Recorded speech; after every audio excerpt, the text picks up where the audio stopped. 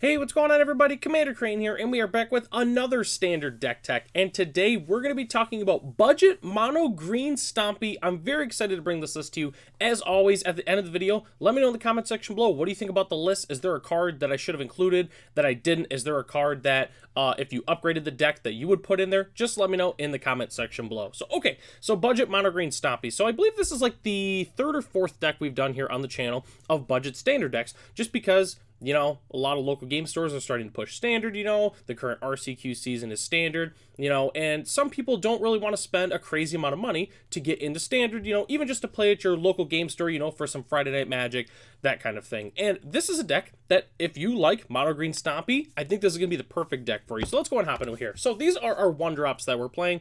We're playing 4 Snout Scout and 4 Evolving Adaptive as our main 1-drop creatures. Snout Scout, really good 1/1 for 1 when it enters, it explores, just an extremely good rate. Evolving Adaptive is basically like an experiment 1, except technically a little bit worse, but obviously the more big creatures we play, the bigger it gets. It's just a really good rate. Then we're also playing 4 Bushwhack. So I really like Bushwhack because, you can use it as like a lay of the land where you can search for a basic land. So you miss your land drop, or turn 1, you just play Bushwhack to make sure you get like your second, third, fourth land drop, that kind of thing. Or you can use it as a fight spell, which is really sweet. I know obviously there's like the new hard-hitting question is a really good removal spell that people like to play in the format, which we do have those in the sideboard, spoiler alert, but I wanted to play Bushwhack just because I really like the flexibility of being able to grab a basic land. So I'm definitely a big fan of Bushwhack in general.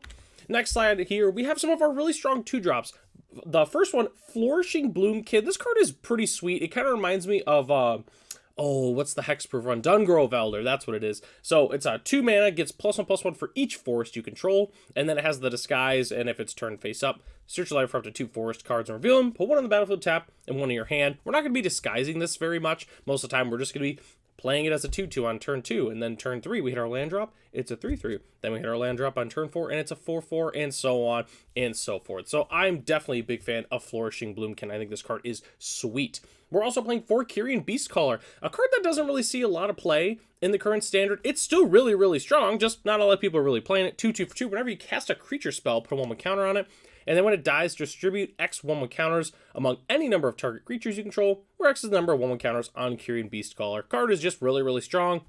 Just a really strong 2-drop, 2-drop, and then turn 3, we'll play one of our strong 3-drops, boom, we trigger this, or we go, Evolving Adaptive, boom, trigger this, and then we play a Sharp-Eyed Rookie, for instance, which, speaking of Sharp-Eyed Rookie, we're also playing 4 of those, 2/2 for 2 with Vigilance. Whenever a creature enters the battlefield under your control, if its power is greater than its power, or toughness is greater than its toughness, put a 1/1 counter on Sharp-Eyed Rookie and investigate. So it's kind of like a experiment 1 mixed in with like a tireless tracker kind of thing, and this card is sweet. Obviously, investigating, whenever we have extra mana laying around at our opponent's end step, we can just go ahead and sack the clue and we can draw a card. Or if we need to get some pressure on the board and we have a whole bunch of mana, just crack it on our turn, try to draw a creature, that kind of thing. Definitely a huge fan of Sharp-Eyed Rookie. I think it's the best of the 2-drops that we can play on curve, in my opinion. I mean, there's some scenarios where you might want to play a Kyrian Beastcaller, but definitely going turn 2 Rookie, turn 3, one of our strong 3-drops is pretty sweet. And speaking of our strong 3-drops, we are playing 4 Bloated Contaminator, 2 Pelucranos Reborn, and 2 The Huntsman's Redemption.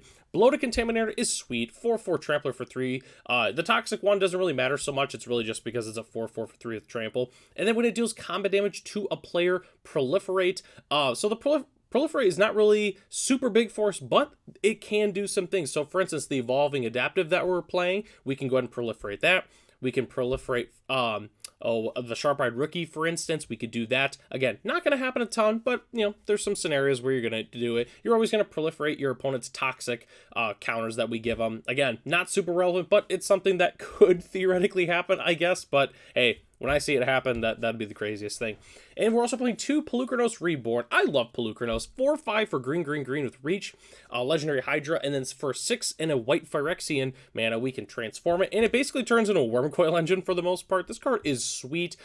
It's really just something to do in the late game. Early game, it's a 4/5 for 3 with Reach, which is an incredibly good rate. And then late game, it's just a Wormcoil Engine, so card is fantastic. And then the Huntsman's Redemption, I really like this card. 3 mana, Chapter 1, make a 3/3 green beast creature token. And then Chapter 2, you may sacrifice a creature. If you do, search your library for a creature or basic land card, reveal it, put it into your hand, which is pretty sweet. And then Chapter 3, up to two target creatures, each get +2/+2, and gain trample until end of turn.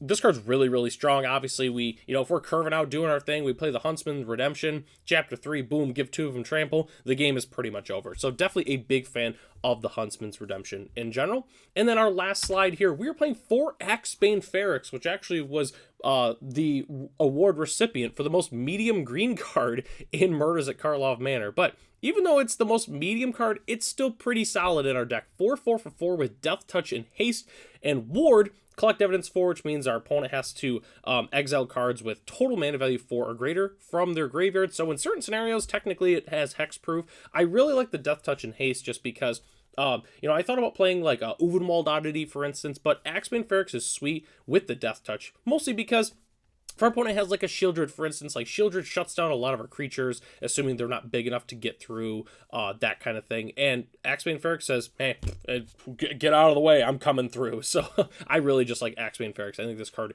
is sweet. And then we're also playing 4 Tyvar Stand as our main protection spell in the format, just because there's a lot of removal going around. So that's why we're playing the 4 Tyvar Stand. We can also use it as a pump spell, which is pretty sweet. So if our opponent, they're at a low life total, they block, and then, one of the creatures that they're not blocking, we could Tyvar Stand them for like 3 or 4 or something and catch them off guard. So definitely a big fan of Tyvar Stand. It's actually the most expensive card, funny enough, in our deck. The uncommon is $2 a piece, pretty much, so that's kind of funny.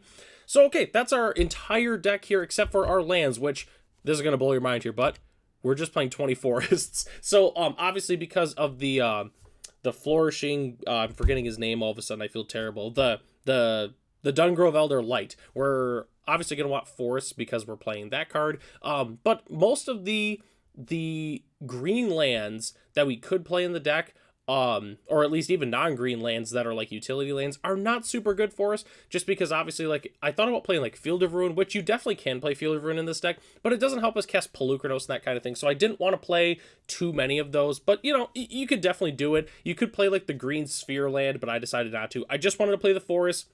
It's untapped, it can cast all of our spells, and then we can just curve out really, really nice. So that's why I'm just playing 20 forests in the deck. So don't go anywhere, though. We still have to talk about our sideboard as well as some budget options. So the sideboarding is really, really simple. So I'm playing a couple copies of the Stone Brain. Whatever our opponent is playing that's really hard for us to beat, we can just exile it, Sunfall or Farewell or, whatever, Planeswalker or Shieldred. It doesn't even matter. We can just steal them all from their deck, which is really, really sweet.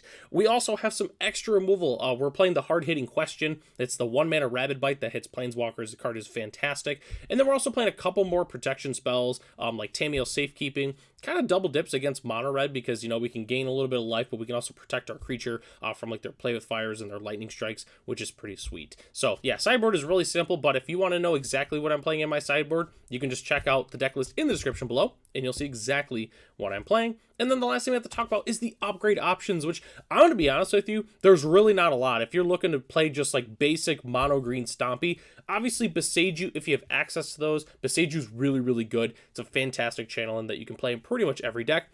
You can also play Nissa Ascended Animus. It's the Phyrexian Nissa from, obviously, Phyrexia All Will Be One. Or is it from March? I think it's Phyrexia. Yeah, it's Phyrexia All Will Be One. But that card is really, really strong. And the last thing I want to mention is this list, as it is right now, is only $36 US to build the entire deck.